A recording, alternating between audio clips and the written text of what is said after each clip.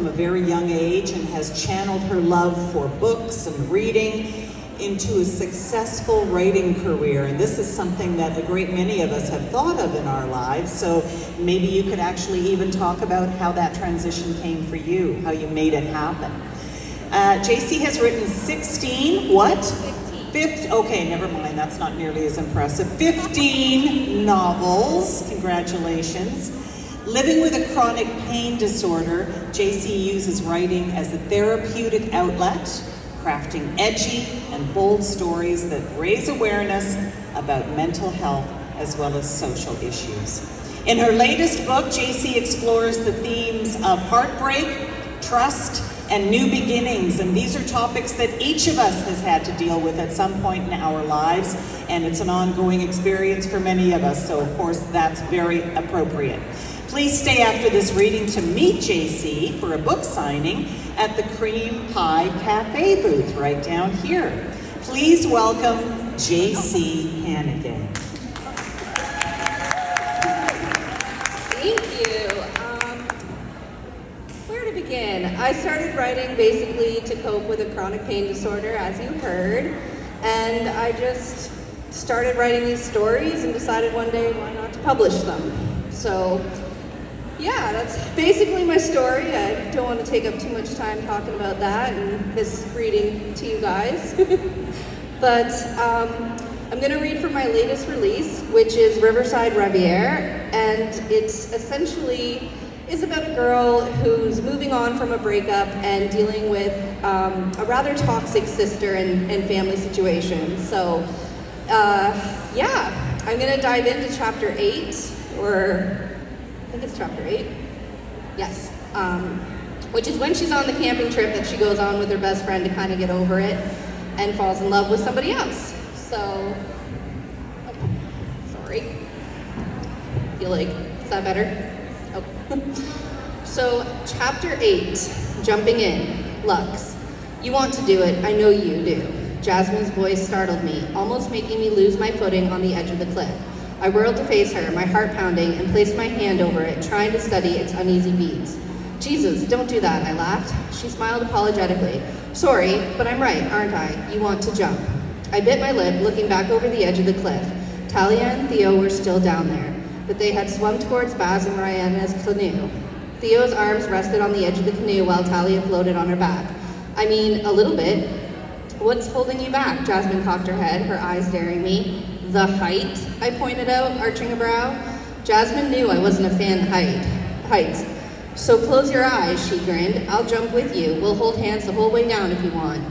I don't know. My heart still hadn't settled, but the urge to let go and do something reckless was growing. Think of it as crossing something off your bucket list of things you've never done before, Jasmine challenged me.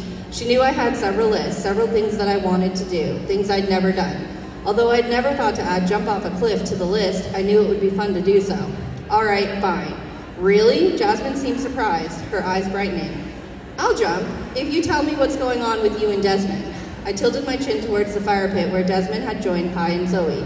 He was immersed in conversation with them, his back to us, and couldn't hear us. Jasmine glanced over her shoulder, her brow furrowing as she considered my wager. Fine, deal. Now, do you want to run and jump, or just jump? She grinned like she didn't think I would go through with it. Run and jump. My heart sped up at the prospect, but for some reason I felt empowered to do it. Jasmine took my hand and we walked back several feet. My palms started to sweat, but Jasmine didn't seem to care. Ready? As ready as I'll ever be, I swallowed hard, already regretting my decision.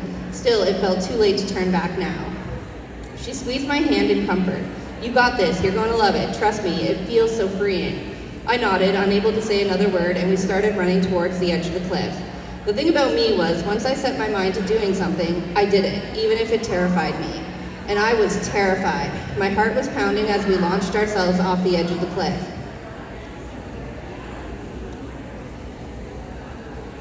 For a second, we really were weightless. For a suspended moment in time, all the worries of my life, all the pain my sister caused, left me.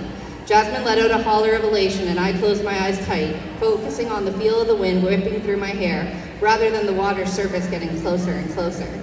I couldn't even scream, not in fear or elation. It was like my voice was trapped in my throat, the rush of the fall exploding in my eardrums. It was over before I knew it, the whole thing taking less than 30 seconds before my feet hit the cool water, and I was submerged completely. Theo, she's doing it, Talia said gleefully. Lux is jumping. Rihanna grinned, picking up her camera and aiming it at the cliff. I turned to watch, catching Lux and Jasmine mid-jump. They were holding hands, Lux's long hair flowing out behind her in the breeze. I couldn't make out their expressions from where we were, but I could hear Jasmine's excited hollers. They disappeared underwater, and a moment later, their heads broke the surface. I could hear Lux's laughter mixing in with Jasmine as they high-fived each other. You did it, I know you could, Jasmine cheered, her voice carrying across the water as they swam towards the rocks. I started swimming to join them, lured in by the elation rolling off the two of them. They had already climbed out by the time I reached the rock, and Lux was bringing out her hair, a triumphant smile making her glow from within. See, that wasn't so bad, huh? I grinned, pulling myself up onto the rock. I couldn't help but notice the way Lux's eyes lingered on my forearms. She drew in her bottom lip, her eyes sparkling with the same desire thrumming in me. Jasmine gently elbowed her, and Lux shook her head, her cheeks burning. It was okay, she managed. Planning on doing it again? Talia asked. She'd swum up behind me. I'll hold your hand this time. Lux laughed lightly, tucking a strand of wayward hair behind her ear. I might later. I think I need to hydrate and rest a little. My legs feel funny, she admitted. We should all eat something, Jasmine said. I bet Desmond and Zoe have food ready up there. Let's go and see what Mom and Pop made for us. Talia grinned. The four of us made our trek back up the cliff. True to Jasmine's prediction, Desmond and Zoe had prepared a bit of a meal for us, hot dogs with buns, no condiments, they were back at the campsite, but it hit the spot. We sat around the makeshift fire, drinking bottles of water and eating and talking about life. Lux was quiet, listening, but she looked more relaxed than she had when she first showed up. The tension was gone from her shoulders and her expression was peaceful as she leaned her head back, basking in the sunshine. Jasmine caught my eye and arched a knowing brow, a secretive smile playing on her lips. I grinned and shook my head, rolling my eyes, but as her words from last night crept up in my mind.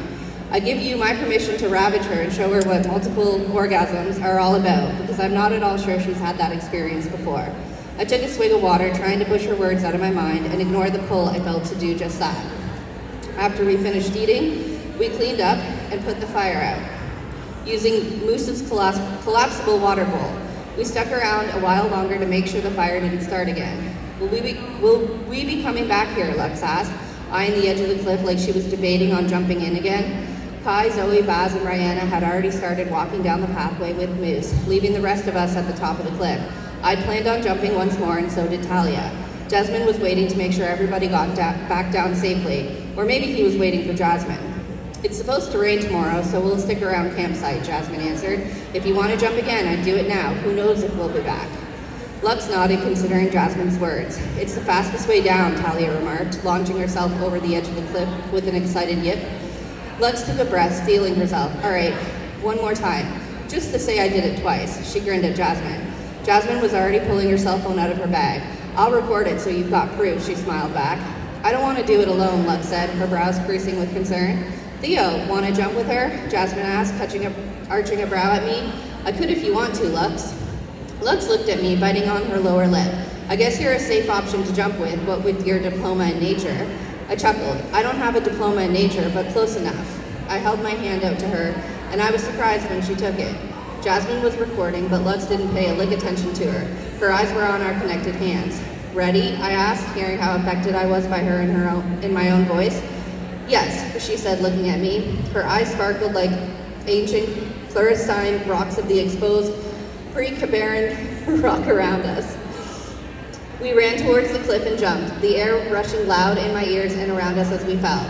We kept holding hands even when we hit the water and swam back up to the surface. I came up first, seconds before Lux re-emerged, water cascading down her face. We treaded in place, still holding hands. So, I'm gonna stop that there. Yeah.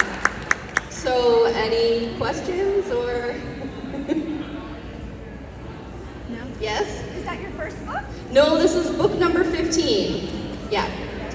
What? Yes. Oh, It is, and I have a lot more stories coming too, so I probably won't stop anytime soon. yeah. And are they like the same characters? No, they're all somewhat interconnected, so they all take place in Canadian small towns. And yeah, I have a couple of series and I have a couple of standalones. This one is a standalone currently with potential for more down the road. So thank you for listening to me read.